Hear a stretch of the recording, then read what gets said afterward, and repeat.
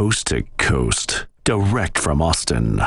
You're listening to the Alex Jones Broadcasting Network.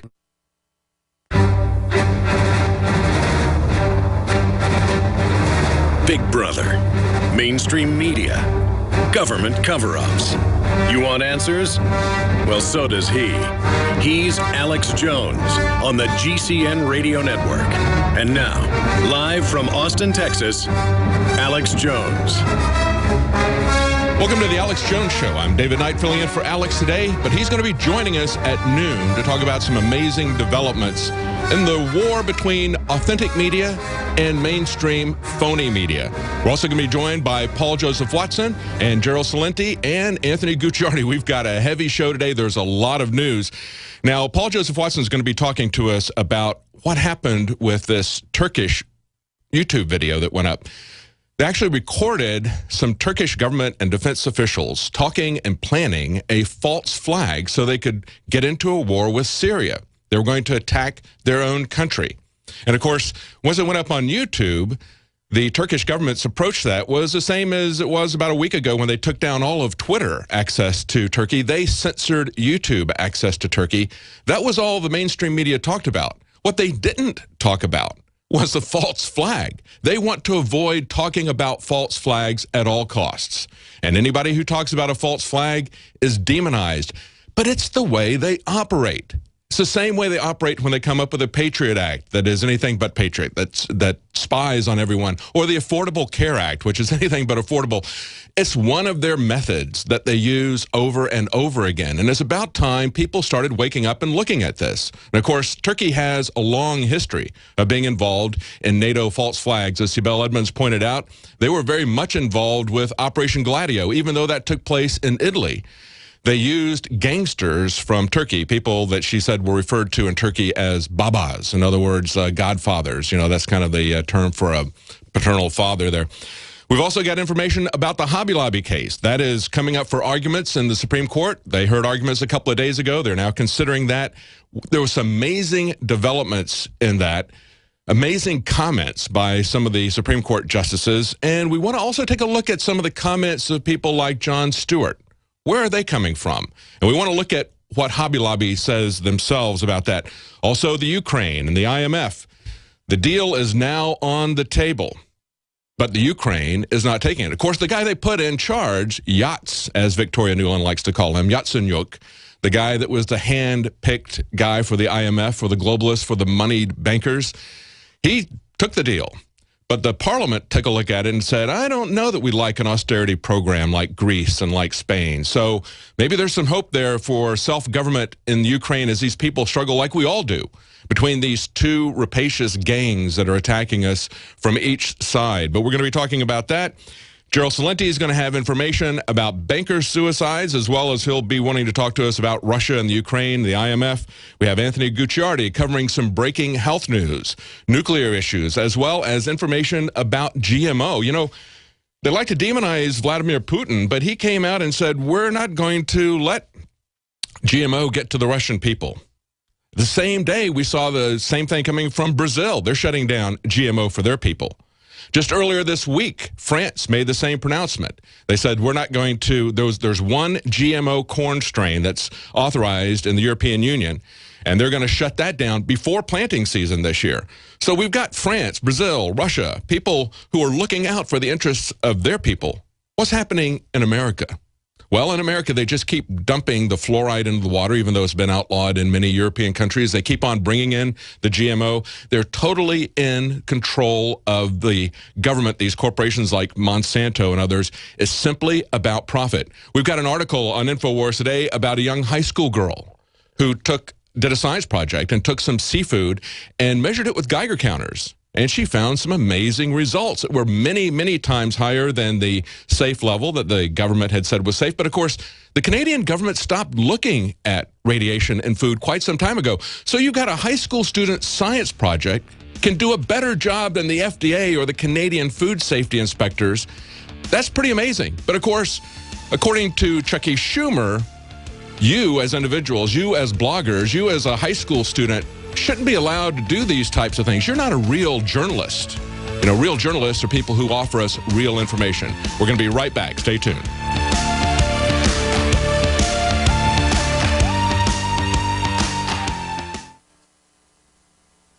Alex Jones here to tell you about how you can help spread liberty worldwide while also enjoying what I have found to be the best tasting 100% organic coffee on the planet. For more than a decade, my favorite coffee has come from the high mountains of southern Mexico, where the Chiapas farmers grow their unique shade-grown Arabica beans. We have now managed to secure these sought-after beans in a highly customized blend. Discover and try a bag of the Patriot Blend 100% organic coffee at InfoWarsLife.com. This coffee gives you a long, smooth pick-me-up for hours without the headaches and heartburn that so many other coffees give me personally. Hands down, this is my favorite coffee, and it's taken us years to secure connections directly to the Chiapas Mexican farmers. Drop by the site today, order a bag or two, and I don't think you're going to be disappointed. Available in original or with our immune support infusion blend. You will be supporting a free press, all the while enjoying a truly great-tasting cup of my favorite coffee. Available at InfoWarsLife.com.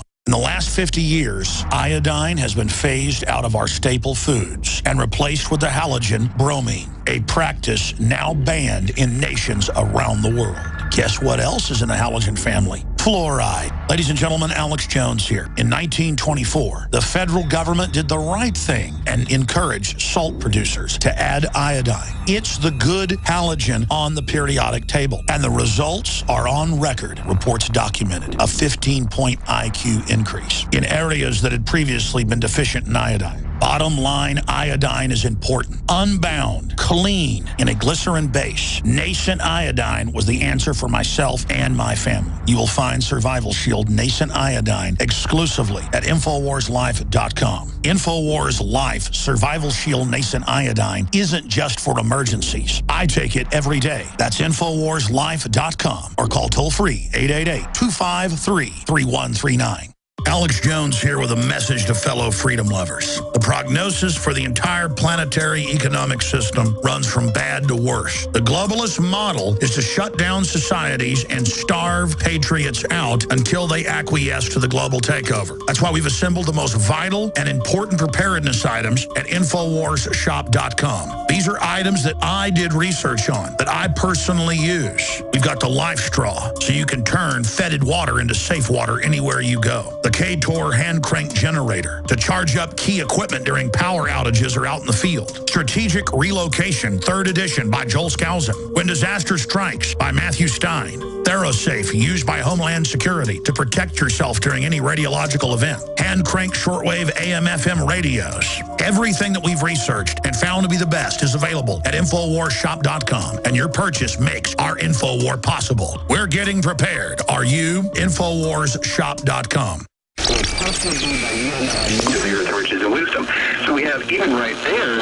What's his name?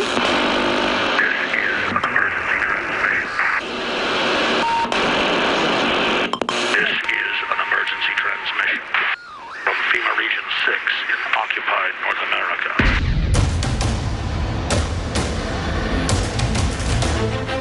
There is a war. It's happening now. It will decide the fate of humanity. The time to choose sides has come.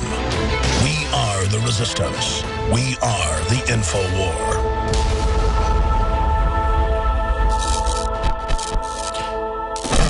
Welcome back to the InfoWars radio program, Alex Jones radio program. He's going to be joining us at the top of the hour.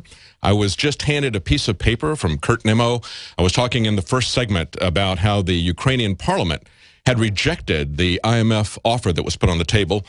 Now it appears that they have conceded to this, and he correctly points out that it's an IMF looting plan. Now, let's get a little bit of background on this. In the last couple of days, it was on again and off again. First, it was accepted by the Ukrainian Prime Minister Yatsenyuk, who is a globalist puppet, and he was the guy, you remember, that Victoria Nuland was talking to, the guy she likes to call Yats, their man on the inside. Of course, he accepted the deal from the IMF, but the legislature balked initially, so they didn't want it. But after they applied some pressure overnight, I guess they went for it. This is the way Reuters reported on it the last couple of days. They say Ukraine wins an IMF lifeline as Russia faces a growth slump. Really? I would say it's more like a hangman's noose. They said Ukraine won a $27 billion international financial lifeline on Thursday, rushed through in the wake of Russia's annexation of the Crimea. Love how they love to keep calling it an annexation. They seceded from Ukraine, which had seceded from Russia. So if the Ukraine's secession was not legitimate, or if it was legitimate, as they want to maintain it was, then of course the Crimean secession would be legitimate. But anyway, they say that the Russians are imploding. And this is the way it was reported by Reuters in another article. They said the Ukraine's new leaders, in a step that ousted the government that had balked at it, said Wednesday it would raise the price of gas for domestic consumers by more than 50% from May 1st, and would raise prices further under a fixed timetable to 2018. So they're going to take control of the gas pipelines. They're going to raise the price of energy for the Ukrainians 50%. And that's what they were rejecting. They were rejecting that as well as other issues. Way back a month or two ago, we had a report from Forbes. They were quoting Vladimir Signorelli from Bretton Woods Research in New Jersey. He said, Yatsenyuk is the kind of technocrat you want if you want austerity. He's got a veneer of professionalism. He's the kind of guy who can hobnob with the European elite, a Mario Monti type, unelected and willing to do the IMF's bidding. And now we see that's what they've done. Of course, the U.S. Senate's been pushing this austerity package for the Ukrainian people, wanting to turn them into Greece and Spain. And, of course, Mario Monti, the guy they're talking about, that's the guy they put in charge in Italy. And as Nigel Farage pointed out, he said, you're putting in Goldman Sachs bankers in charge of countries, and you're taking out democratically elected representatives, prime ministers. And that's what it appears is going to be happening in the Ukraine as well. We've got a busy show today. We've got, as I said before, Alex Jones is going to be joining us at noon. He's going to be talking about MSNBC getting really desperate. Their ratings dropped 24% in the last measurement from Nielsen. So they're basically going on the warpath. They tried to justify this state representative that Dan Bidandi asked a question about gun control. He asked him whether or not it's constitutional. You know, if you ask a Democrat there about gun control and he says, F you, I guess that's kind of like when they talked to Nancy Pelosi and they said, what's the constitutional justification for Obamacare? And she kind of stopped and said, are you serious? Yeah, you know, we are serious. We want to know, what's your authority to do this? That's a discussion we ought to have. But of course, MSNBC says that that was justified simply because Dan Bidandi is the guy that went to the Boston bombing and confronted them about a false flag. So you can't talk about false flags. When we had news released just yesterday about a false flag in Turkey, the mainstream media didn't talk about that. All they talked about was how Turkey censored the entire internet. Sorry, not the entire internet, but the entire YouTube to keep that video from being taken down. They did that to Twitter the week before. They have these massive censorship things, but they don't talk about why they're censoring it. It's the same sort of thing we see with leaks from WikiLeaks and from Snowden documents. Instead of addressing the criminal activity that's being exposed by these whistleblowers, and that's what this video that was put up on YouTube, that's what it was. It was exposure of these guys criminally plotting a false flag attack, attacking their own men with missiles, attacking their own territory with missiles, and doing it so they could start a war. This is a strategy that governments have continually used. Paul Joseph Watson had an article on this yesterday. He analyzed how the mainstream media reported this, how they covered it up for Turkey. And we're going to be talking about that. We're going to be talking about Turkey's involvement with NATO, how they've been involved in the past with NATO false flags, how they're now apparently the best hope that NATO and the United States has for starting a war with Syria. We know that they've been wanting to do that for quite some time.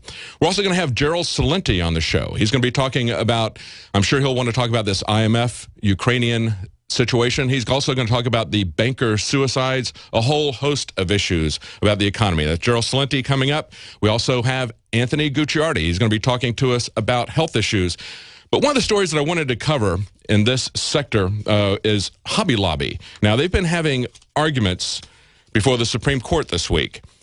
And that's where they argue the side and the justices ask them questions. It's pretty amazing to see some of the questions, and it's pretty amazing to look at the media's response to this entire case. We're going to take a look at Jon Stewart's response to that. First, we're going to look at what Slate is talking about. They say, is the contraception mandate doomed? They say it certainly looks that way after the Hobby Lobby argument. They're not very optimistic that they're going to get their way on this. But, you know, if you've got a government that says you didn't build it, I guess that same government says you can't control it. Now, what's at stake here, of course, is Hobby Lobby